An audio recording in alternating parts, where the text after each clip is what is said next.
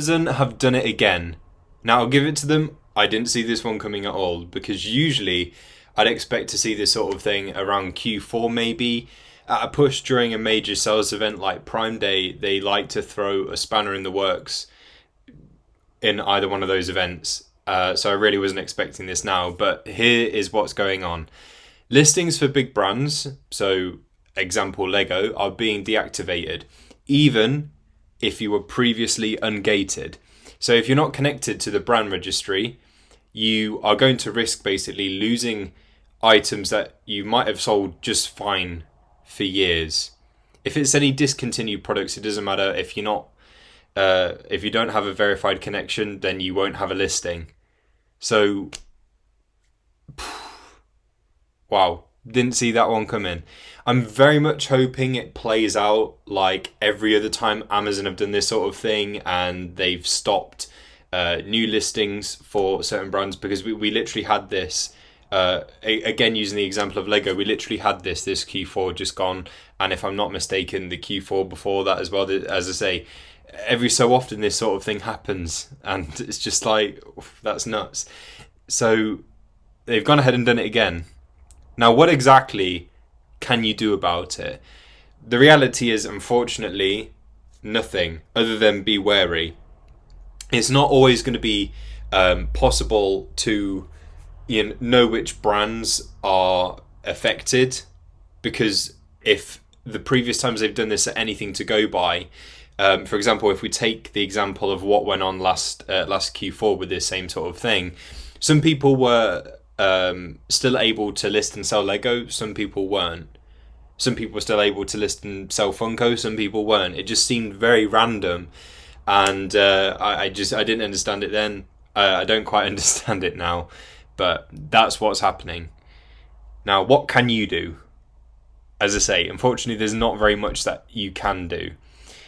But since, things are going the way that they're going, the ship is sinking, you basically have nothing to lose at all by putting a message or email to the brand, just basically asking if it's okay that you can continue to sell their products.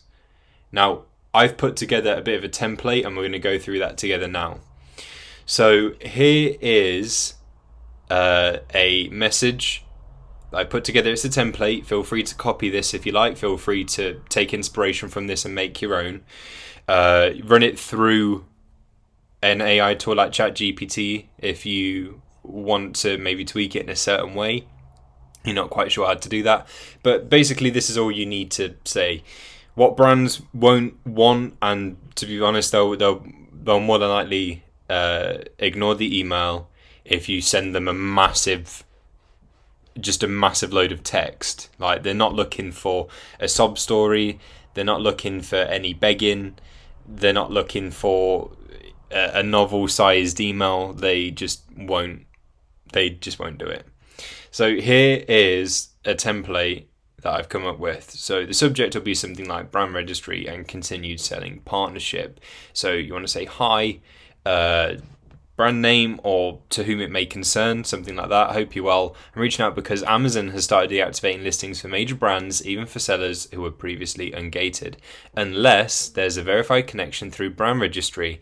I'd love to continue offering your products to customers, but in light of these changes, I wanted to ask if there's any way to establish an authorized connection through brand registry or another approved selling arrangement. I'm a compliant seller who values brand integrity, and I'd be happy to discuss how we can work together moving forward. Thanks in advance. It's optional if you want to put your Amazon store link in there. I mean, to be honest, if you're looking at this and thinking, I don't know if I want to do that, because the brand might be funny about an Amazon seller. I mean, either way, you've got to mention Amazon there somewhere. There's no way you can do this without mentioning Amazon. So if you feel like you want to, then you may as well just put your store link in there as well, so they can see what your store is like and see your reviews and so forth.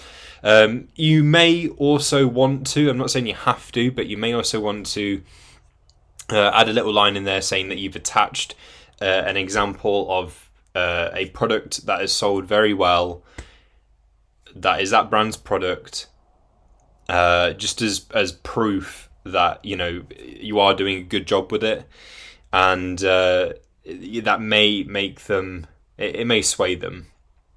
So you want to have something like this. Now, send that off to the brand. You can typically find contact information somewhere on their websites. There might be a contact us form, in which case you just need to put this in like a message kind of format. If it's an email, obviously do it like an email format. And if it's not anything like this, say there's no email or message or anything like that, then maybe it's worth hopping on a live chat or call them up even.